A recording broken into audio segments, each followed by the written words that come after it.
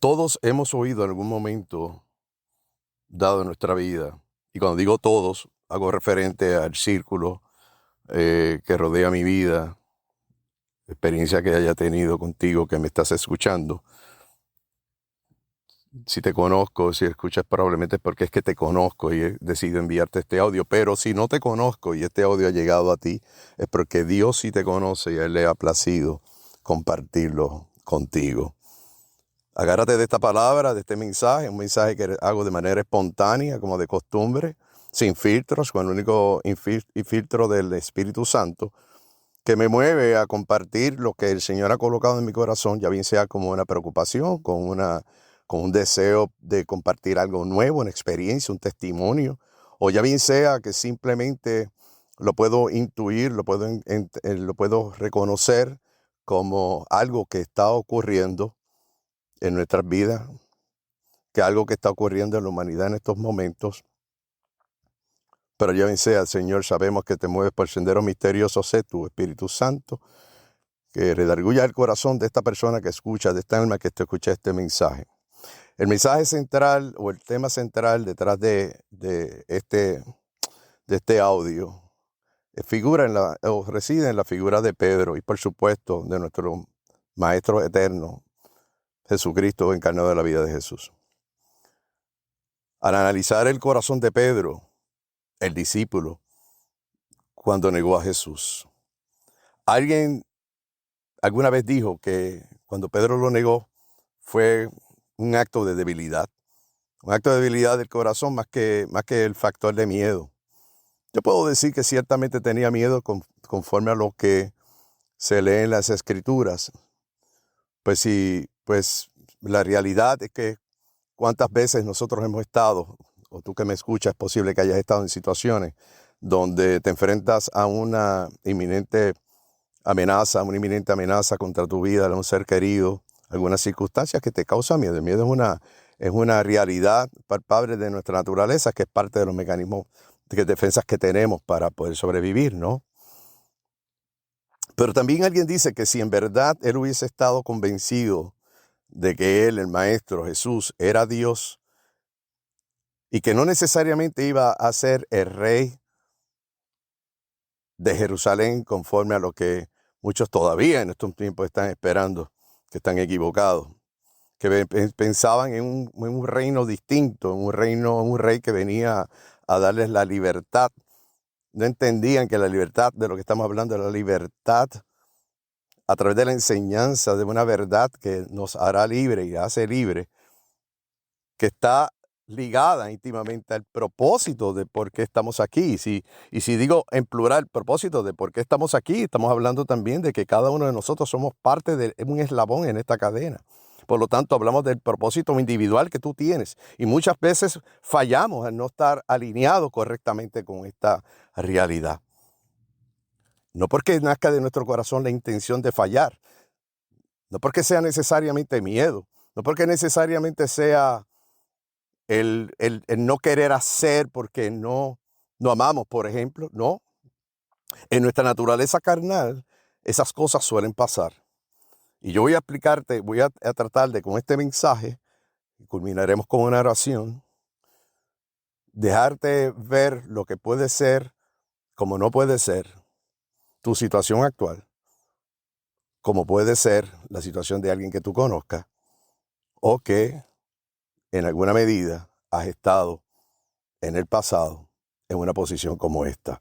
Y si no ha sido así, te invito a que lo leas, porque debemos todos reflexionar en ello para evitar caer en unas posturas donde terminamos negando al gran yo soy. La negación de Pedro, y así lo he titulado, y su paralelismo con la vida cristiana de hoy. Así como Pedro negó a Jesús en un momento de debilidad, muchos creyentes hoy enfrentan situaciones similares en su caminar con Dios. Aunque decimos que amamos a Cristo y queremos seguirlo, hay momentos en que nuestra fe se tambalea ante la presión, la persecución o las expectativas equivocadas. Yo te voy a compartir algunas comparaciones entre Pedro y lo que pudieran ser los creyentes actuales de hoy. Cuando el miedo domina sobre la fe, comienzo por aquí. Pedro, su temor a ser arrestado o incluso ejecutado lo llevó a negar a Jesús. Hoy, muchos creyentes temen las consecuencias de confesar su fe en entornos hostiles, es decir, en entornos donde no estás en la zona cómoda de las personas que saben que son creyentes, con los que tú te llevas bien. No, pues en el trabajo, con algunos vecinos, en la carretera, en fin, donde sea que no estás en la zona de confort, que te hace más fácil hablarlo, confesarlo, porque son personas que son pares, son hermanos tuyos en Cristo Jesús. Por eso que te digo que, por ejemplo, en situaciones como el trabajo, en la universidad o en círculos sociales, se pueden dar estas cosas y esta situación que donde se trata de evitar hablar de Cristo por miedo al rechazo, la burla o incluso a la persecución. De hecho, hay situaciones donde se ha hecho muy coloquial: yo no hablo de política, yo no hablo del otro, yo no hablo de religión, para evitar problemas. Eso en ningún momento yo lo veo en la Biblia. El proverbio te invita a ser sabio y prudente. Segundo, cuando hay expectativas erróneas sobre Dios. Pedro, aunque reconocía a Jesús como el Mesías, aún esperaba un reino terrenal. Cuando vio que Jesús no se defendía, su fe se tambaleó. Hoy, algunos creyentes siguen a Cristo esperando solo bendiciones materiales, protección total o una vida sin dificultades. Cuando enfrentan pruebas, enfermedades o crisis financieras, pueden dudar en ese momento que Dios está con ellos o que incluso les ha dado la espalda, lo cual resulta en que comienzan a alejarse del gran yo soy. Cuando la presión social nos lleva a callar. Pedro, enfrentando a personas que lo identificaban como seguidor de Jesús, cedió a la presión y negó su relación con él. Bendito Dios. Hoy, algunos cristianos esconden su fe cuando están rodeados de personas que se oponen a la verdad bíblica en conversaciones sobre moralidad, justicia o religión. Estos pueden evitar expresar su punto de vista para evitar conflictos. Cuando fallamos, pero la gracia de Dios nos restaura. Pedro, después de negar a Jesús, lloró amargamente, pero Jesús lo restauró y lo hizo un líder fuerte en la iglesia primitiva.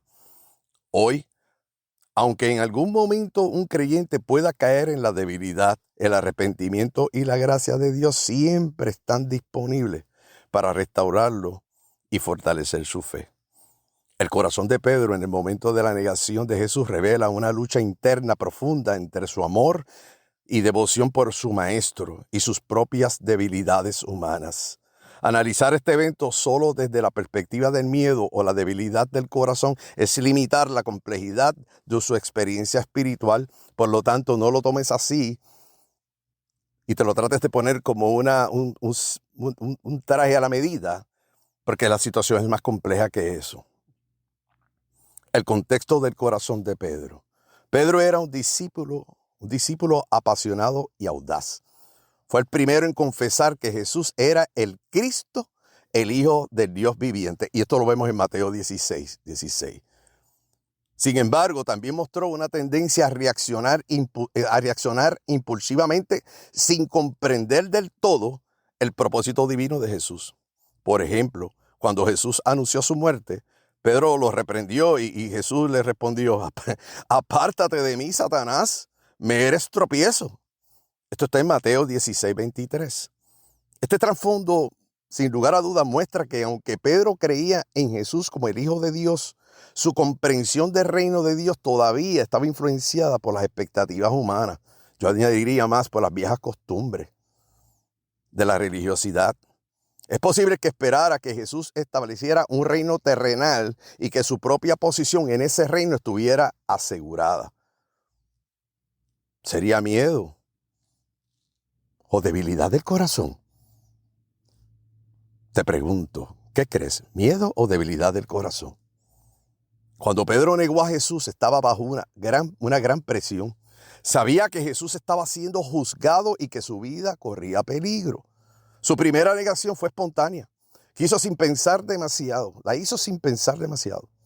Sin embargo, con cada negación su corazón se fue endureciendo más y más. hasta que en la tercera negó a Jesús con maldiciones y juramentos. Esto está en Mateo 26:74 y te invito a que lo busques. Miedo. Sin duda el miedo jugó un papel importante, pues temía ser arrestado e incluso ejecutado como Jesús. Debilidad del corazón. Más allá del miedo, su negación mostró una fragilidad interna. Su fe todavía no había sido refinada. Aunque creía en Jesús, su convicción aún no era lo suficientemente fuerte para sostenerlo en la crisis. Si Pedro hubiera estado completamente convencido de la naturaleza divina de Jesús y de que su reino no era de este mundo, Juan 18:36, tal vez su reacción habría sido diferente en esas circunstancias. Sin embargo, su negación muestra que aún había un cierto grado de confusión en su entendimiento, que pudiéramos llamar falta de madurez en su fe. ¿Y cuántos de nosotros no hemos pasado por un proceso como eso o hemos experimentado ver a alguien llamado a ser un creyente fiel y firme, maduro, y verlo tambalear de esta manera? O quizás tú. Lecciones del corazón de Pedro.